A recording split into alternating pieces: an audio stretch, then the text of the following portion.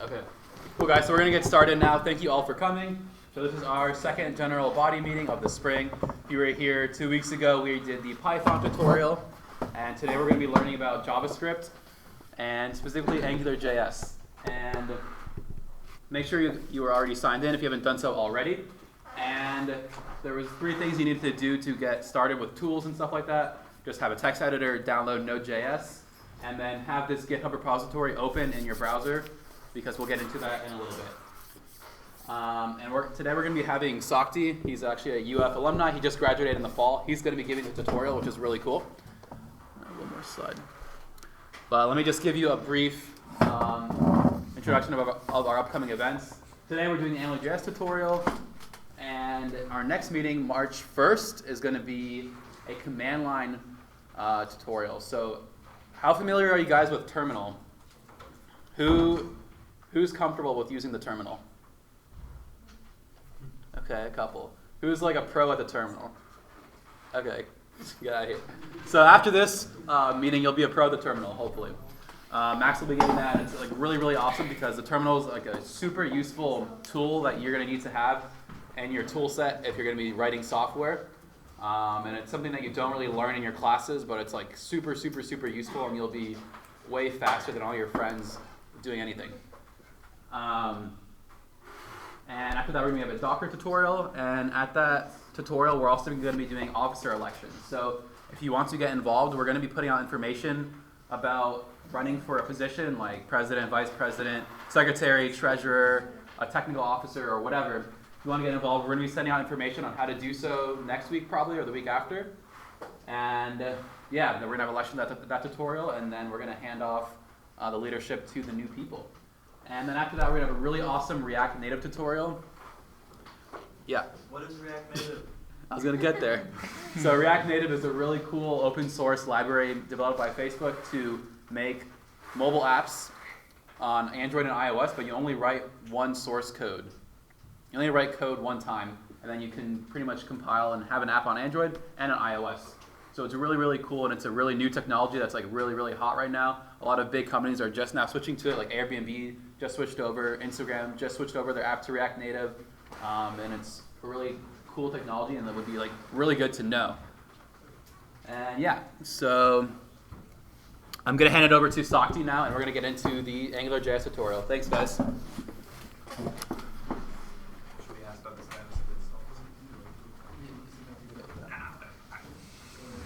For sure.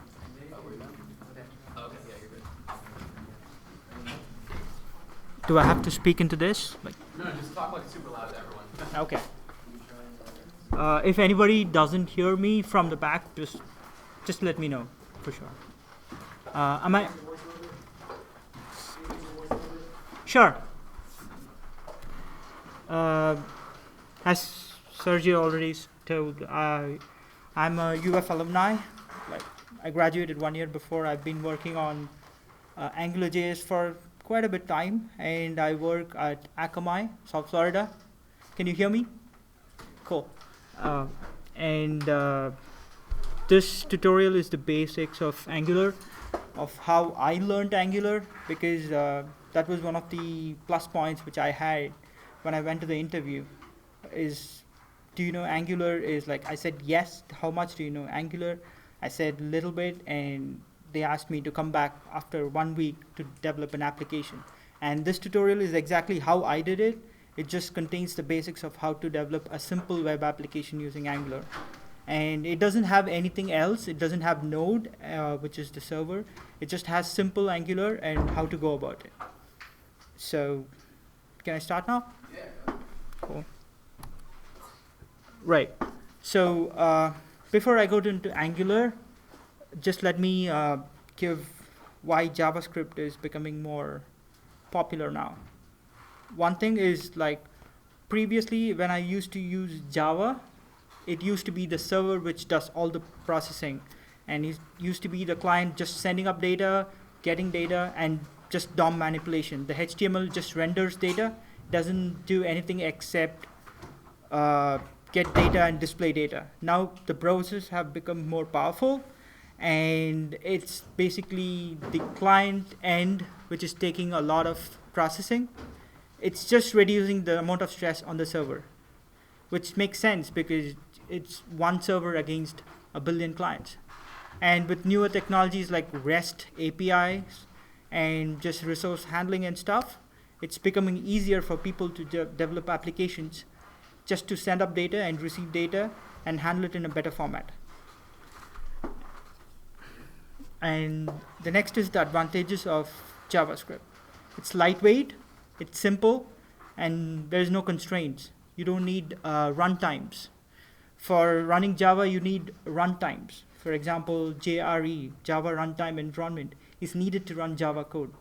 Whereas JavaScripts, you don't need them, you just need the browser. And of course, every application, can be run on laptops or even devices as such as like simple mobiles. Everything has browser and everything is gonna run JavaScript. The next point is like it's cross-platform. You don't need to compile the code of JavaScript for platforms. It's just JavaScript which is gonna run on a browser which is existing on all platforms. So it's cross-platform. And previously JavaScript had a problem of cross-browser compatibility. For example, something which is designed for Internet Explorer breaks on Firefox. Something which is designed on Firefox obviously breaks on Internet Explorer, like most of the times. So even now I don't use Internet Explorer, but you can.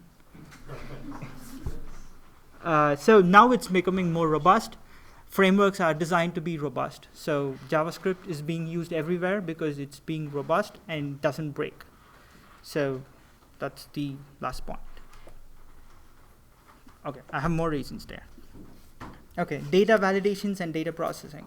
Previously, what I used to do or we used to do is write snippets of code which are processed by servers on the HTML page, which is nothing but it gets compiled, the data goes there and does all the validations and comes back. Now, the data doesn't need to reach the server. All the processing, validations, everything is done on the browser using frameworks, which is like really fast. Reduces download time of data, reduces the processing time, and more so often you don't need to wait to see the results on the web page. And the last point is full stack technologies.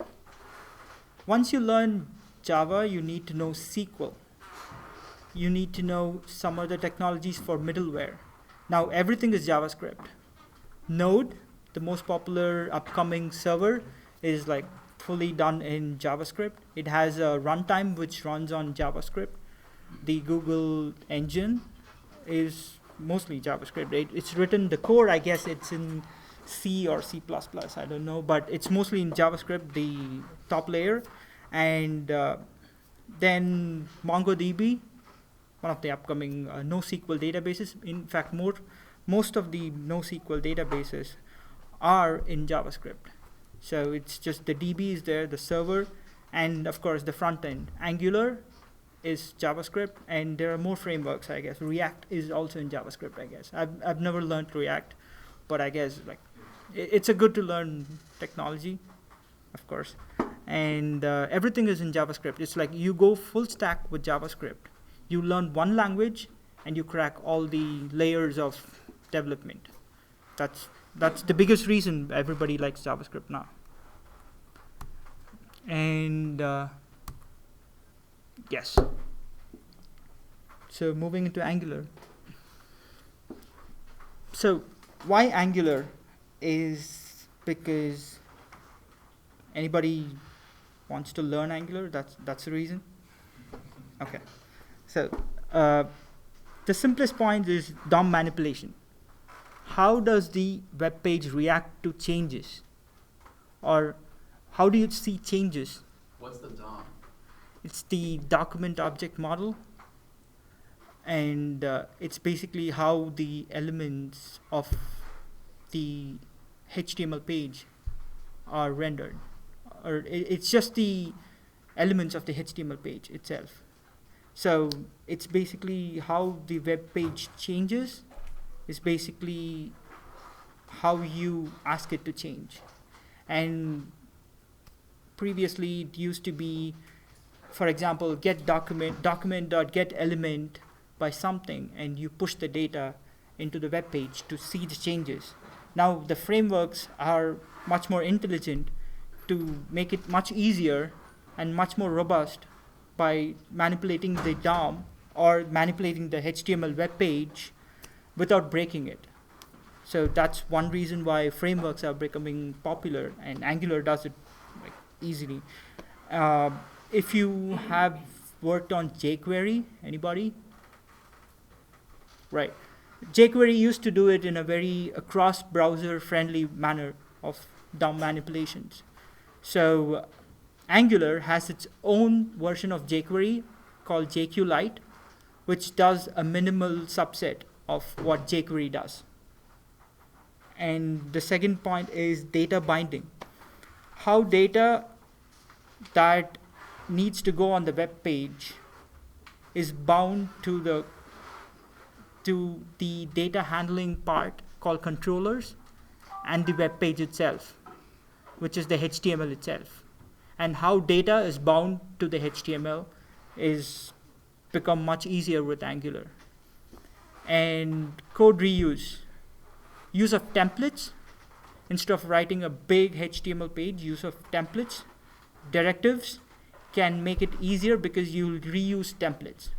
It's like plugin of certain parts of code into the HTML page, and when you go to another page, you can plug in the same part of the code there to get the same UI there. It's basically code reuse on a HTML page. Directives are HTML templates with certain functionality. We'll go into that later. Dependency injection. Dependency injection is like writing libraries and using it. It's just like to be in parallel, let's consider Java libraries. You have libraries written in Java, you import it and try to use it, right? It's the same way here. You write modules in Angular and you import it and you just use it. And that's basically dependency injection. The good thing about it is before your code runs, the dependency injection will make sure everything just comes to your code, it runs perfect, and then tries to run your code, which means that you have problems surfacing much more earlier than when you write your code.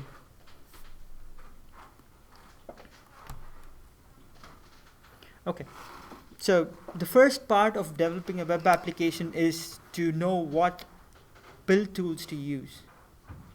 Build tools are nothing but you have large chunks of code and you write all the code in just one file. JavaScript is basically, can you guys see the code there in the middle? JavaScript is nothing but including just one file. But can you write all the code in just one file? Like thousands of lines of code, 10,000 lines of code in just one file is like bizarre to do. So I guess like you can compare that to like having one Java file and having a bunch of Java classes in one file, which is like crazy. Yes. Yeah, so it's like the same thing.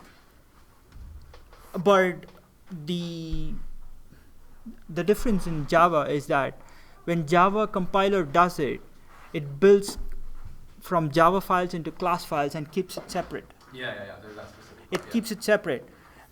But in Angular or in JavaScript, you can do that, but you have to put like 1,000 lines of script source JavaScript files on the HTML page to load all the files. But what the build tool does is it gets all the JavaScript files, concatenates it. I'll go through the build tools now, what it does, but the basic is to concatenate all the JavaScript files that you write and load it as a single file on the HTML page. That's the simplest thing that a build tool will do, but there are more to it.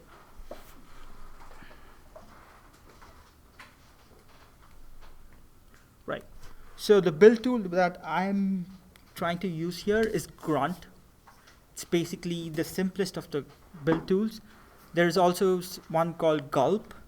the basic difference between grunt and gulp is that grunt works on files and gulp works on streams. Gulp is much more robust, is what I've heard. I've never worked on it. And grunt is easier to do. It's easier for people to learn, and it's easier for small applications. So I've just used grunt here, and I've done only simplest of the build tasks, such as concat, minify, and copy. Can you go over what minification is? Yes, I'm just going to go through it.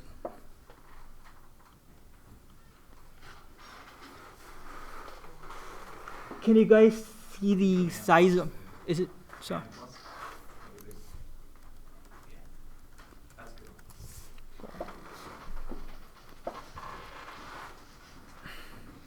Right. So, do you guys want to follow or run the program as we go? So, have you guys downloaded the project folder, like clone it from the Git? Right. So, You should go over like and showcase how to download a zip from the GitHub repository. cool. I'll do it.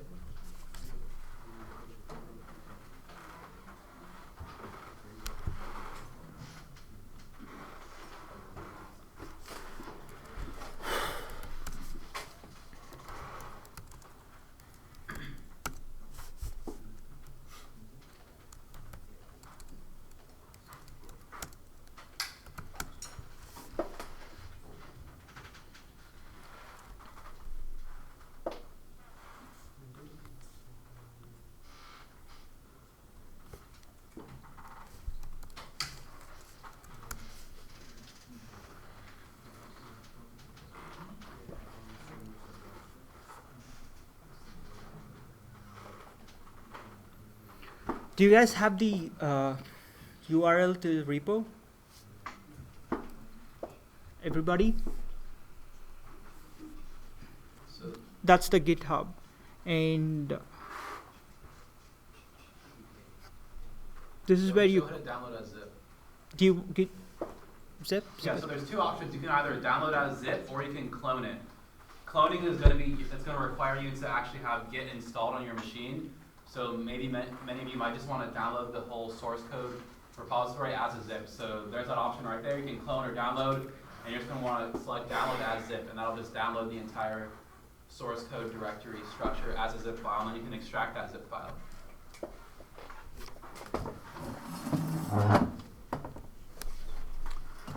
I would recommend using the Git because I'm going to switch branches as I go through, Okay. because the branches on the Git repo are going to be incrementally difficult.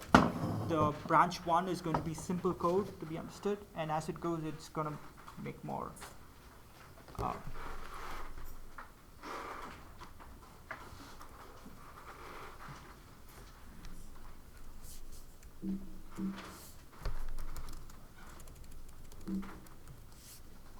Right.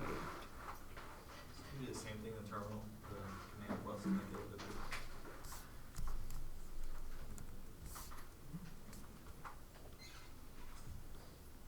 All right. Better?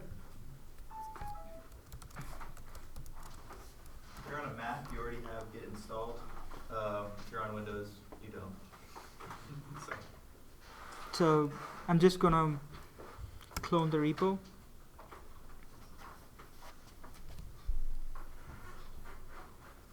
And close this.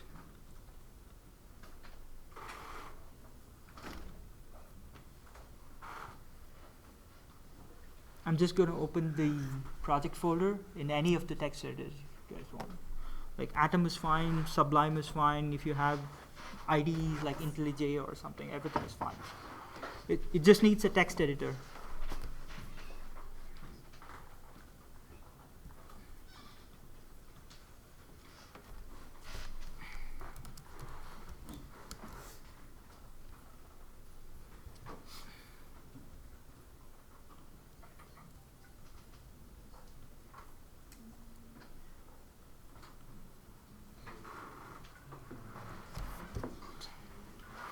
Does anybody need to wait or something to download the project? Can I continue?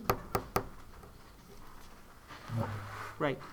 So there is a separate branch called branch1_intro. What I'm going to do is git checkout branch1_intro. It's basically, Just have a CD into the directory.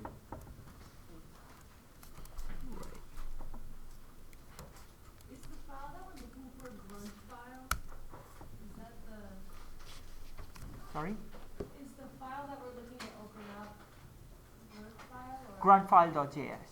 Okay.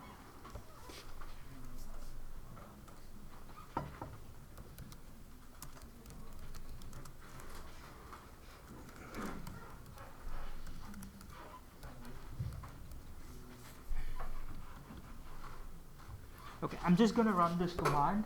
I'm going to switch the branch, for which I'm just going to explain, because it goes through branches. As we go through the presentation, I'm going to keep switching the branches. And after I switch the branch, just type grunt.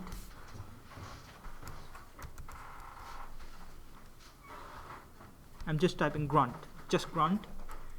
Should we be switching into those branches as well? Sorry? Should we be switching into those branches? Yes, please. If you want to run the project as we go through, just switch the branch. When I type git branch though, I only see the master. Right.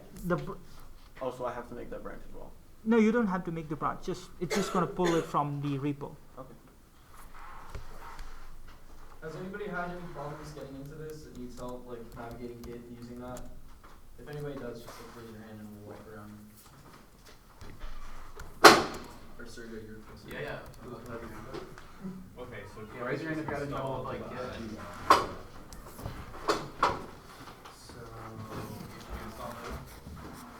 So they need an npm install grunt.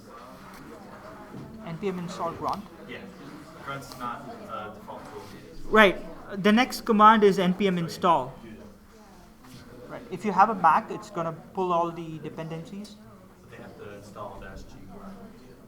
Right. I think in Mac it doesn't need. In Windows it needed a G. Or okay.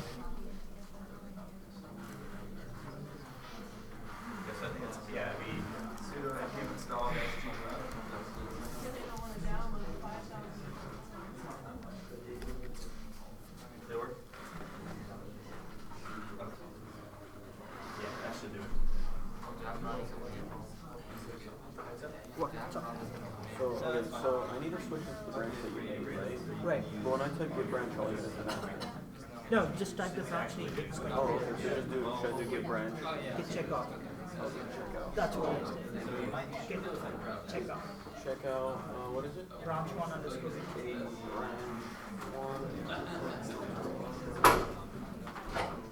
Okay, cool. Okay. And so from there I need to do npm install. Oh, Hyphen. Grunt? Yeah. Anybody else need help? Raise your hand. Try that again. Yeah, once that runs.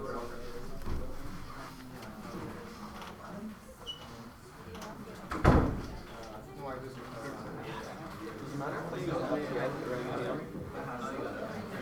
Because when I tried npm, it told me to use npm. Is grunt available in npm? Oh, first I have to install npm. Yeah, we have to install node. We'll install npm automatically. Yeah. So install node and then it'll install npm. But I installed node.js. Yeah. I installed node, so. Right, but you're using the Linux subsystem, so you have to install it in Linux. Oh, so I have to do apt-get install Sudo apt-get install node. node. I think it should be node. Pretty sure it's node. Might be node.js or something like that. From there, No, I'm just going to do it. Okay. Yeah, but you guys don't have Git.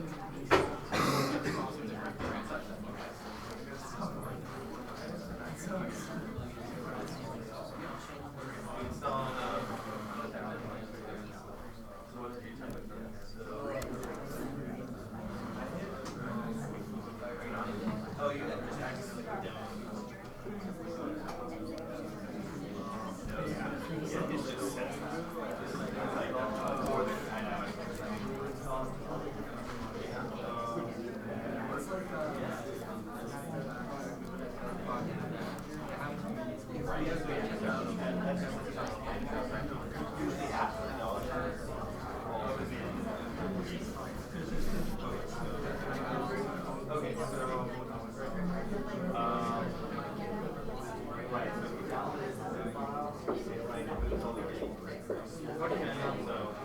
Should we?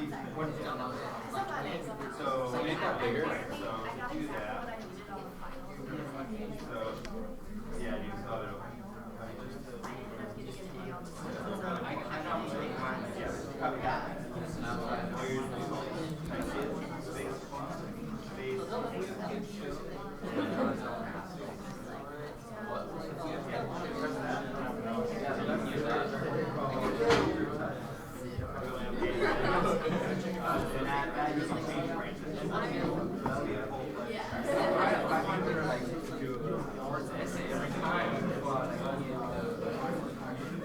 Yeah, DBP.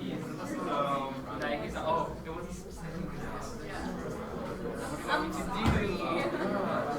It's just that I've already figured out you guys like using it's like quotation, what's going on, and like how this really like I really made it into a formula.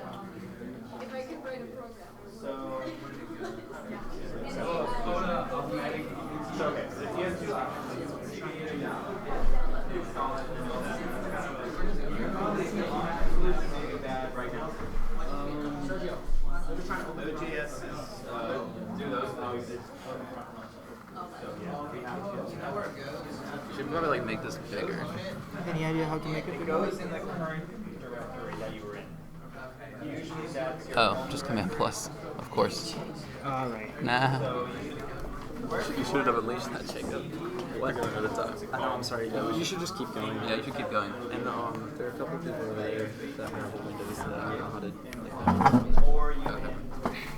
Sorry. We can't because they need to like go through the branches. Yeah. Alright guys, we're gonna get started moving forward a little bit just so we're able to get through the whole tutorial.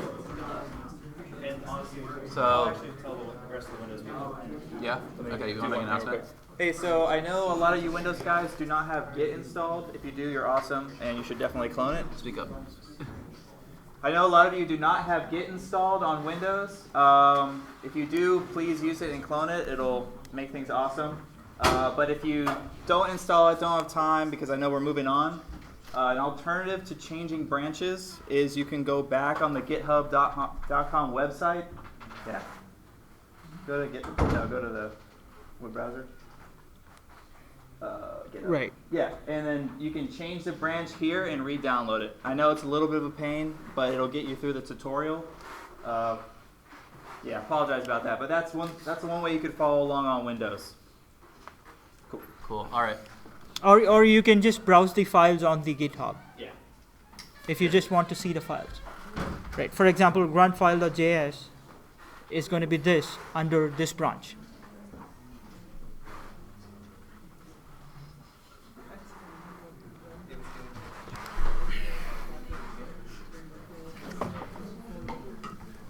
So what all to do with the project?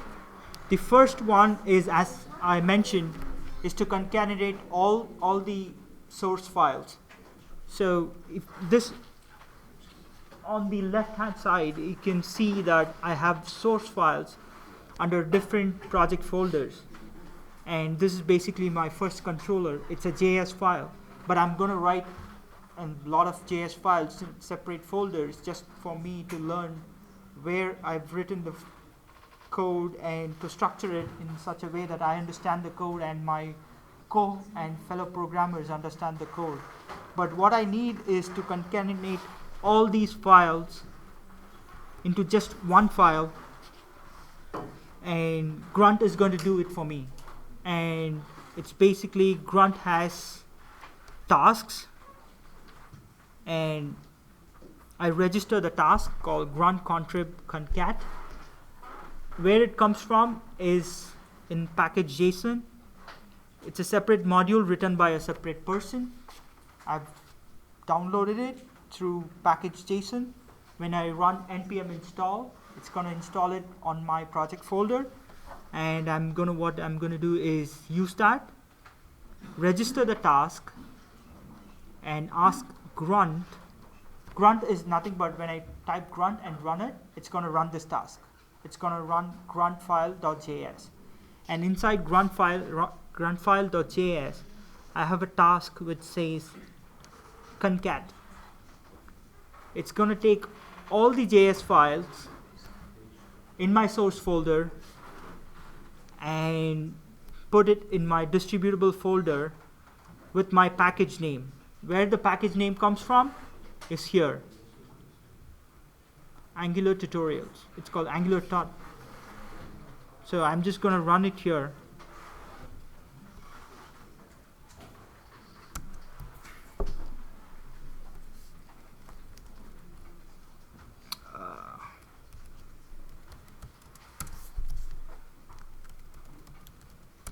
Nobody gets through sudo.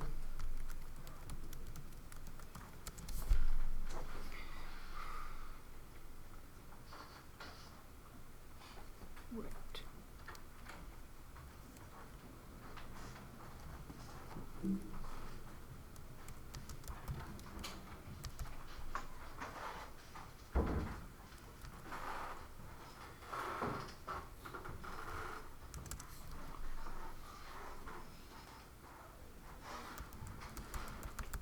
The next command to run is npm install.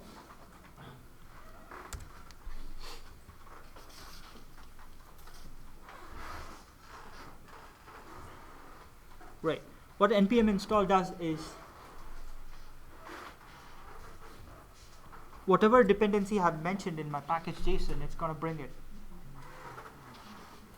into my project.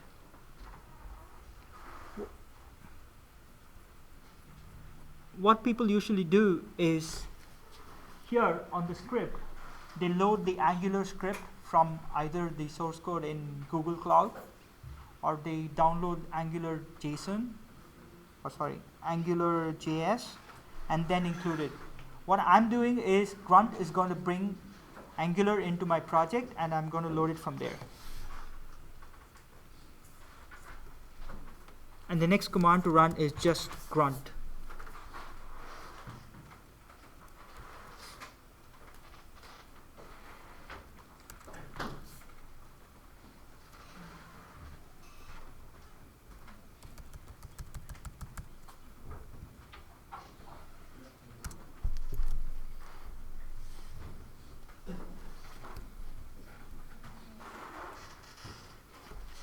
Can you guys see that? What grunt has done is it has cleaned my distributable folder, it has concatenated all the files, and what it has done is convert the JS file into a minified version of JS file. What minified version is nothing but it reduces all the white spaces, it converts all the big variables into smaller variables, and what it is going to do is it is going to reduce the download time on the HTML page. It's going to load it much faster, and your application is going to be faster because of that. The minifications, and it is also done is copy the library files. AngularJS is needed. I'm using Lodash also. It's going to copy all the libs files into my distributable. And I'm just going to show you how my distributable folder looks like now. On the top left is my. What was the last command you ran? Sorry? What was the last command you typed in? Grunt. I hope it's simple. Yeah. Oh, cool. Anybody has a problem running grunt? That's npm install. Oh yeah. I run grunt, but it doesn't say anything. Thanks. Yeah, that's correct. Okay. No news is good news.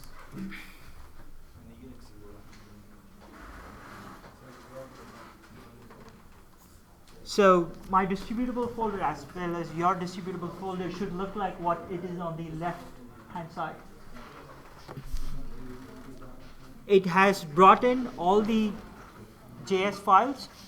You can see the JS file in my source code look like basecontroller.js. What it has done is it has concatenated. you'll see later as we switch branches that it's going to concat, but it just had one file now. It's concatenated the files, minified it, and brought in all the libraries that I'm using. And also, I have a task which is going to bring in all the style sheets that is going to be used. And of course, my index page. And if you guys want to run this,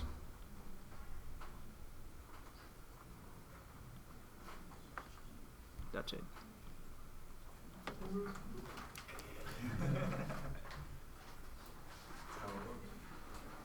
Don't you need to run the one in the distribute folder?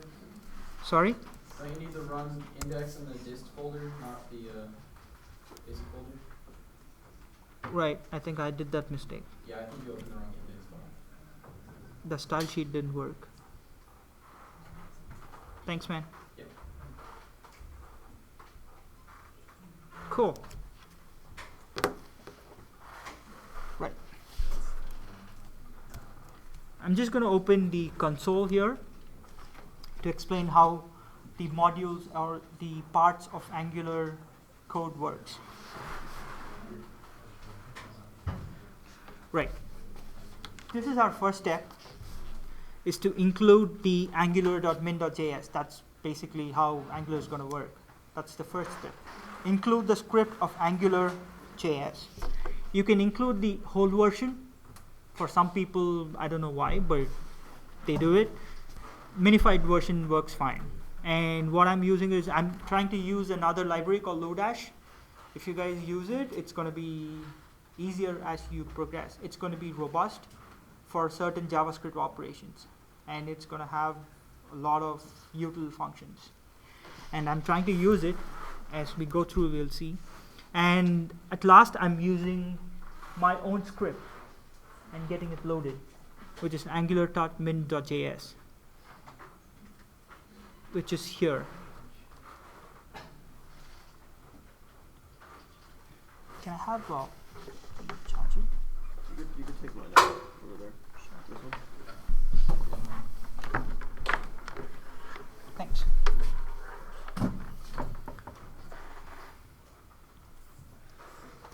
This is the first step. I hope Grunt and what Grunt does and the first step of Angular application is fine. Anybody have any questions? Right. I wrote it. Yes. Right.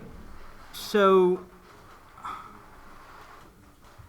if you type Grunt build tool, you're gonna get like a lot of tutorials. And Grunt, the best tutorial is Grunt itself, the Grunt web page itself. They have the simplest to the most complex build tasks. So writing gruntfile.js is the first step of writing the build tool. So I wrote it. They have project scaffoldings, like they have the simple grunt files that you can download and just use it. But I've changed it a little bit to suit this demo. So it's not tough. It's just like 5 to 6 lines of code.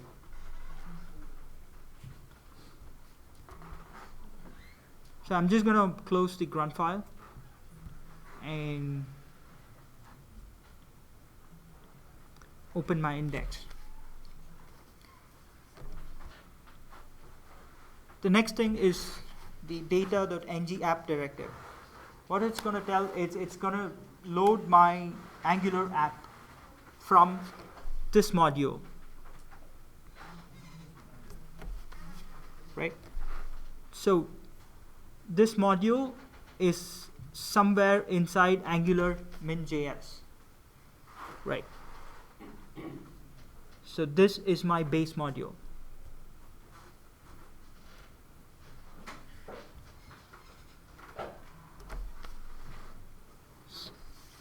So when I say data.ng app Angular tutorials app, it's going to go here and load this Angular module.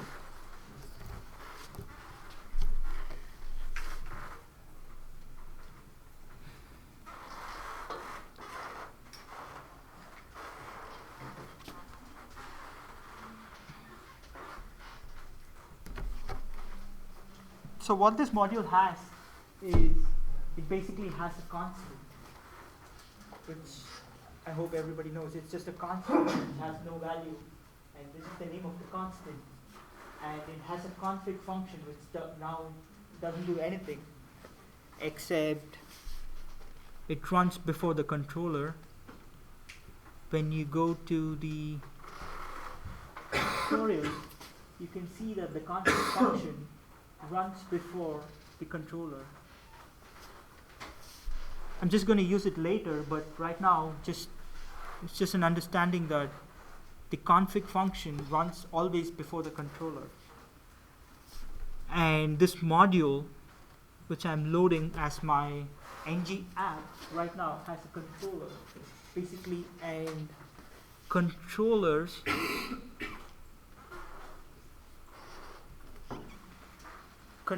are nothing but the application's logic itself. Most of the controllers are simple and they move all the processing to services and factories later. For this demo, for the first demo, it's just going to have a scope variable, and it's not going to do that also.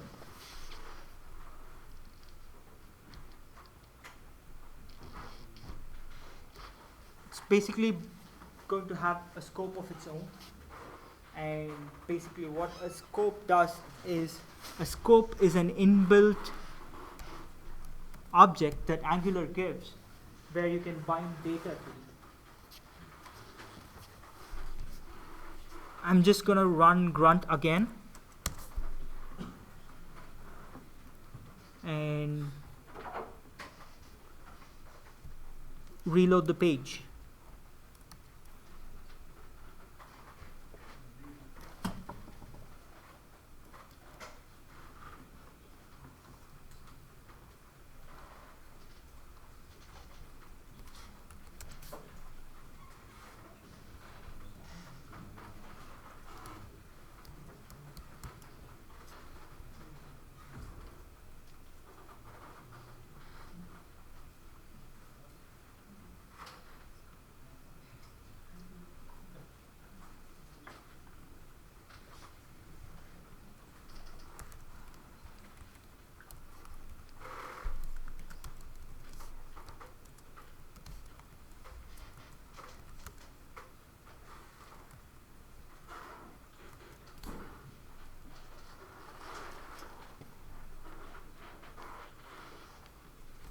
Mistake.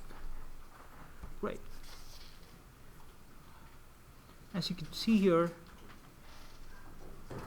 it's an inbuilt object of Angular which is going to help us bind all the data into the HTML page. That's as simple as that. The module is going to get loaded by using ng app. And we are going to specify which controller to load. The controller is nothing but a function that runs with an inbuilt Angular object called scope, which is going to help us bind data. That's it. And we also have a config function, which is going to run before the controller. And we can see that the config function always runs before the controller. It's just how it gets loaded. And that's as simple as it. Anybody have any questions? What's root scope? Root scope is the scope for the entire application. Scope is for this controller alone. For example, if you want to, it's a global variable if you want. It's stored entire through the application. If you want to create a variable that persists throughout the application, you go to root scope, but it's not recommended to touch root scope. Each controller will have a scope of its own. Right.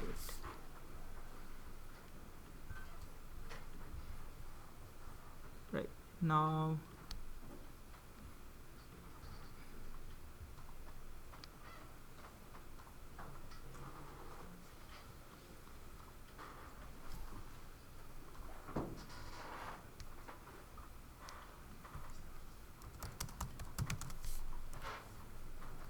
so shucks.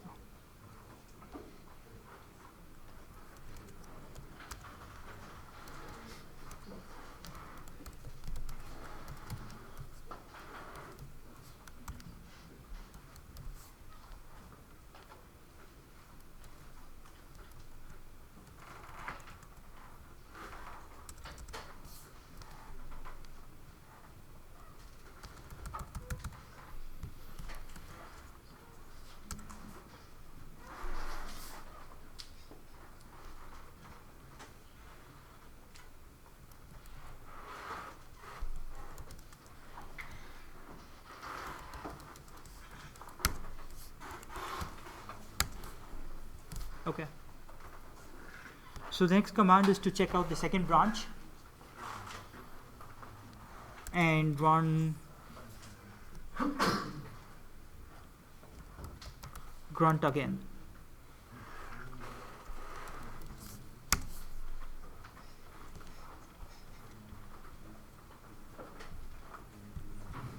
Right.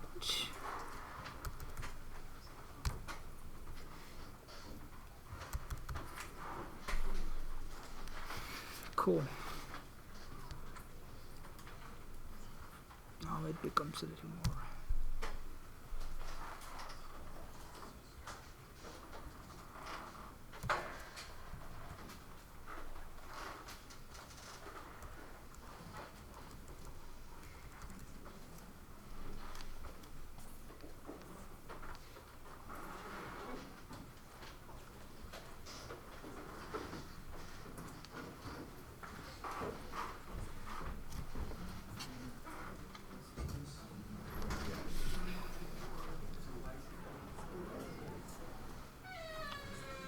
Okay, as I said, the controller now has a scope object to which data gets bound, and the first example is variable 1 and variable 2, which has string value of I'm the value of scope 1, I'm the value of scope 2, and the HTML for that is as simple as using this.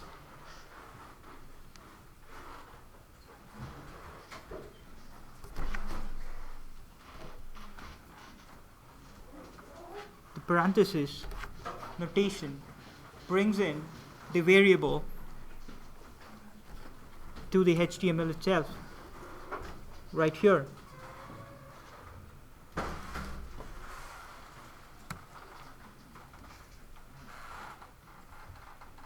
next example is hello.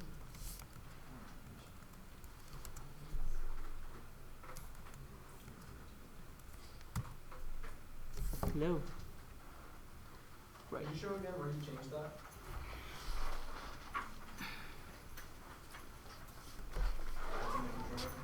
Right. There are basically two ways to bind data to the HTML. One is using the scope object, and two is using the controller itself. The topmost one is $scope.var1 equals hello is the first type of binding. And you can bind the data using this notation. I'll do it again.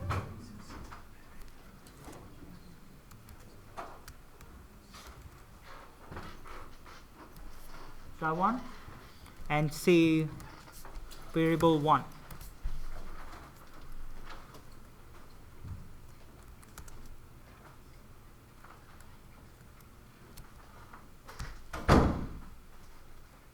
And that's basically the simplest thing. Like, I've bound two variables right here to the scope object, and I've displayed it on the HTML page.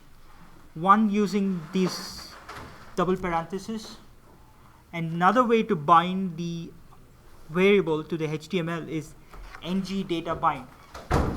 Both of these notations are one-way notations, where you push the value from the controller to the HTML, right? You're setting the variable in the controller, and the HTML is going to display it. One, using the double parenthesis, and two, using ng data bind.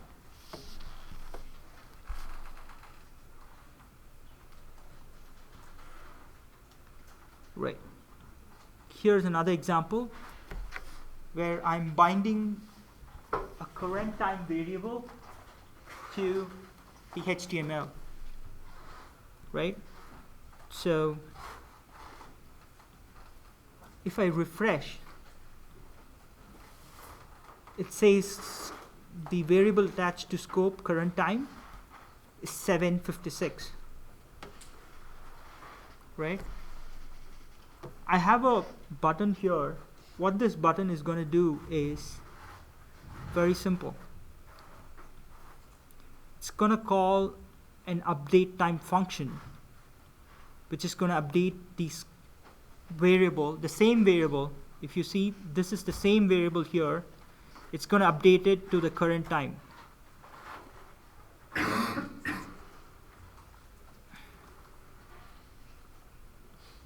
Right. You can see it happening. We are just changing the variable on the controller, but the HTML automatically responds. I've not changed it on the HTML. I've not changed it on index HTML here. I've not changed anything. What I'm doing is the function just updates the variable on the controller. And this binding, one-way binding, which comes from the controller to the HTML, is changing it automatically.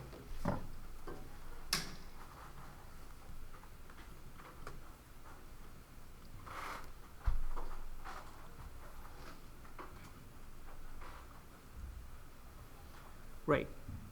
The next is controller variables. Is scope the only way to bind variables? Apparently not. There is another way to bind variables. This is an object which binds to the controller itself. And the controller becomes the object where you bind variables. And it's basically the exact same thing on the HTML page if you scroll right down, but there's a difference. The scope doesn't need any prefix because the scope is always present on the HTML page, but the controller is loaded right here as an alias called base controller, and base controller dot variable is how you access it. I'm using the same notations, the parenthesis, double parenthesis, and the data bind here, and the same thing, except that I'm using a prefix of the controller to get the variables.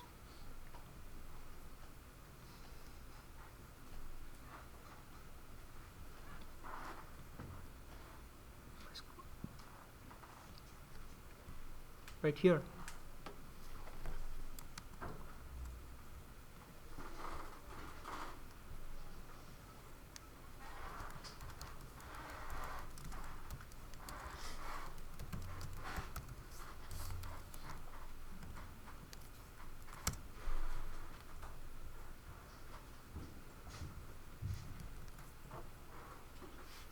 Right. And I'm going to use the same type of function to change the controller variable.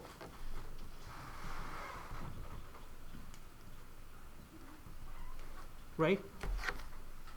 So it's basically the scope object has data binding of its own, and data can also be bound to the controller, and the HTML responds automatically. Using these two, the data bind and a notation which is equivalent to data bind.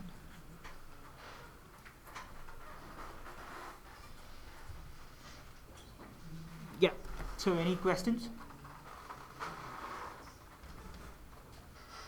Can I proceed? Right. you said there are two. There's one controller and this keyboard that you use. Yes. And I'm just trying to summarize what you said. So, just correct me if I'm wrong. Like instead of binding, instead of getting a scope variable, we use CTRL, and you set it to this.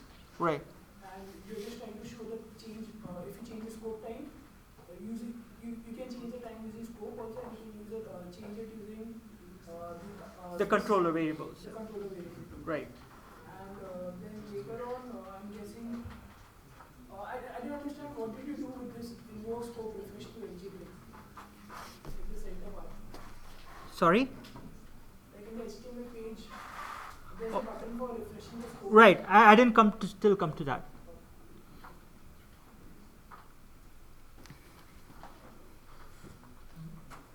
So I had functions that go and update the time. Actually, so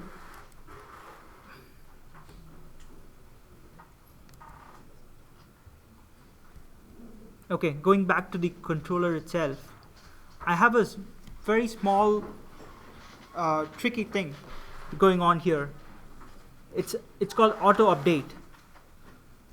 The scope, the time variable attached to the scope is going to auto update in 8 seconds. The time variable attached to the controller is going to auto update in 3 seconds, right? When I load the page. So when I load the page, just look at the console. The controller time is updated in 3 seconds. And the scope time is updated in 8 seconds. But you can see that the controller time updated as soon as it got updated, right? If I load it again, you'll see it.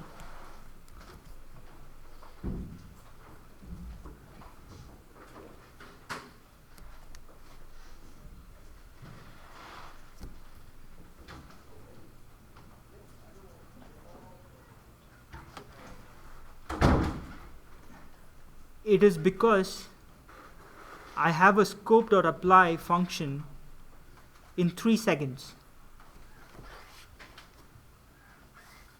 The scope.apply function is nothing but it's going to refresh the entire scope. Whatever changes, it's going to refresh the changes and send it back to the HTML. Like in 3 seconds, that's what I'm specifying here. In 3 seconds, the variable attached to the controller gets updated, but the variable attached to the scope doesn't get updated because the apply function or the digest has not happened. And one of those ways to invoke a digest is to make an ngClick. Did you see that? Change? I'm just going to do it again. The controller updates immediately, but the scope, you can see on the console that it has changed here, but it has not updated here. One of those ways to invoke a digest is through an ngClick. Did you see that on the top? Right. I'll explain the code a little bit. So if you see here, the controller has a digest, automatic digest after 3 seconds. The scope does not have an automatic digest after 8 seconds. Okay? So when I run it, after 3 seconds, the controller automatically changes. But after 8 seconds, it never changed the variable attached to the scope. It's because the digest never happened. And one of those ways to invoke a digest is through an ngClick. You can see the variable changing now, right? So I had that part of code just to explain this. So when something automatically changes and you want to do a manual digest, $scope.$apply is the way to do it.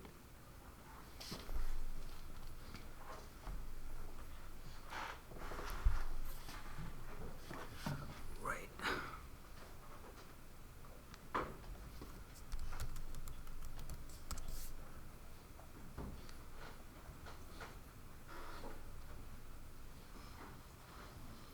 I'm just going to quickly move to repeaters. Like how to minify the code using ng-repeat, ng-model, and dependency injection. Dependency injection we'll go through later because I'm using a lot of factories. ng-repeat. If you see the code here,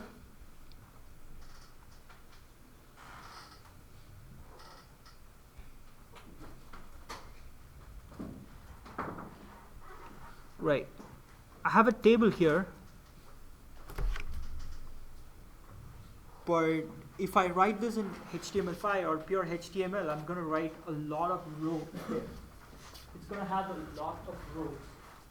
Like imagine having hundreds of columns, hundreds of rows and entities getting displayed on a table, and having just that much of code there to display it. That's what an ng-repeat does. An ng-repeat is nothing but it's going to take a variable, which is an array of objects, and automatically create that many rows. So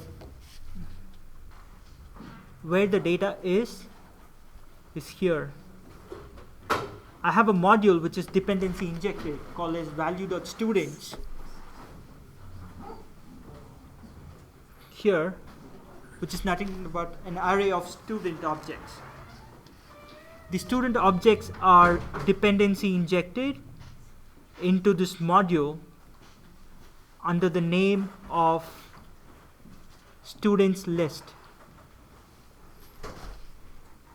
Right? So the student list can be accessed by my module automatically through dependency injection. So if I say my controller, please inject students list, it's going to bring it automatically here. And I can use the students list to display. I'm binding this variable students with the students list. And this list automatically has a repeater in index, which is going to get displayed right here.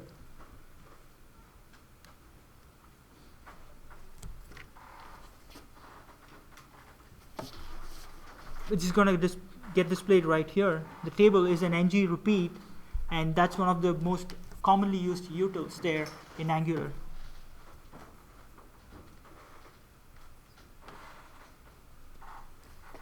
Okay, I'm going to quickly change my branch.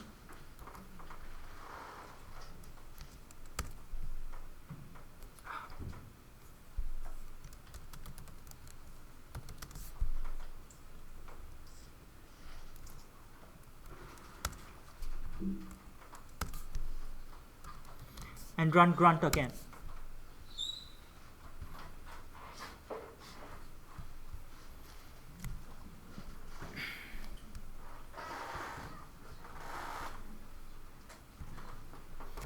Okay, so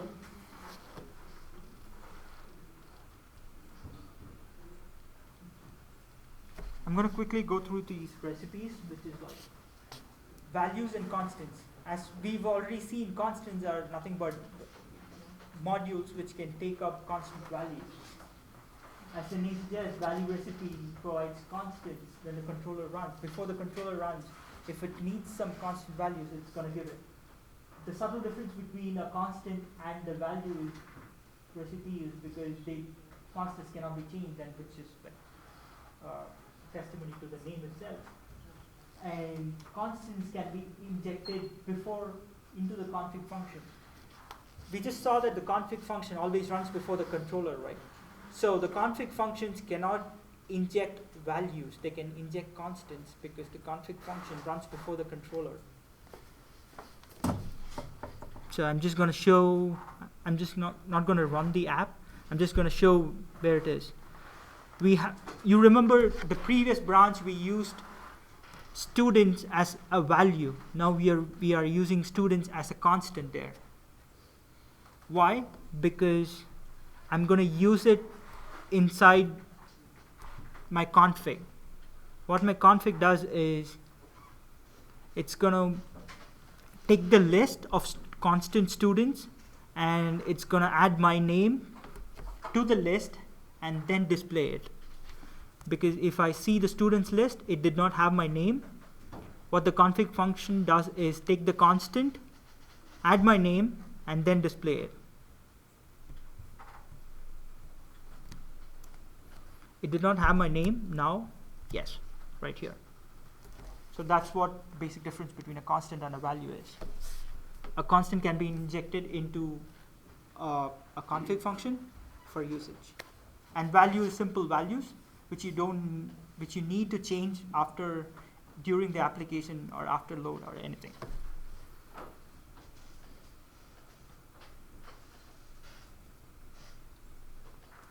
Right. Services. So you can see that here I've dependency injected something called as services.studentService, which I've written it here. Okay, this is the simplest of service. What if the data does not need to be in the controller? The controller just needs to handle the HTML. It is going to give all the work of handling the data to a service. A service is nothing but just like a Java class with member variables and functions that act on the member variables. A service recipe is just that. What here is it has a member variable called current student list and a getter and a setter and an add student. As simple as that.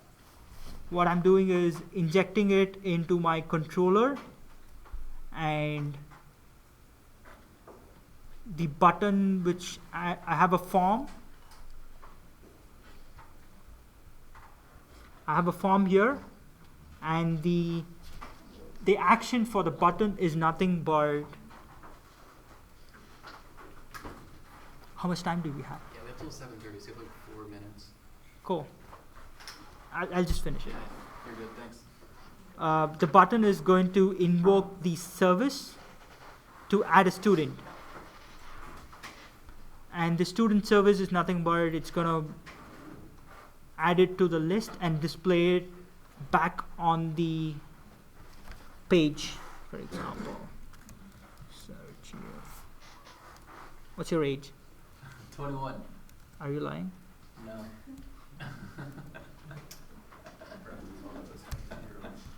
Cool. I'm just adding a student there.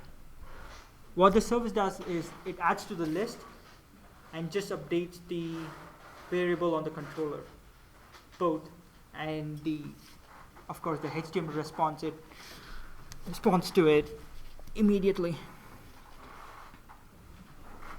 That's far as service is concerned.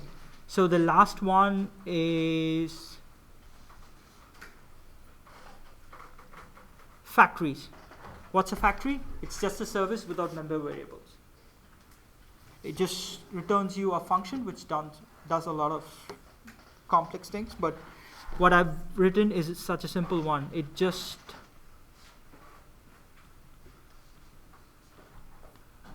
calculates the points accumulated. I've just said it's the credits into points per credit. It just multiplies the points per credit into the number of credits the student has. And it's basically when I add a student, currently the points per credit I've given 5. So if I add a student here and say the credits are 15 and say Donald. It's going to give me 15 into 5. Which is what, 75. Right. So factory is nothing but a service without member variables. It's going to return a function which does some logic. It's basically you invoke a factory here. I'm sorry, I didn't tell you where to invoke a factory. Just invoke a factory right now, right here, and call the function. For a service, you need to call the service and the function. Like here, I had to get the service name and the function name, right? But a factory is you just have to call the factory. It's like give an order to the factory, you're going to get what product it is. It's just factory. You just say I want a car, it's going to return a car. You just say I want to calculate points, just calculates points. It doesn't have any member variables, it doesn't have any state, just a stateless factory. That's it. And right, I think I'm almost done. Probably gotta wrap Right. up now. I have another branch which is called Final. You can go to the repo and like check it out.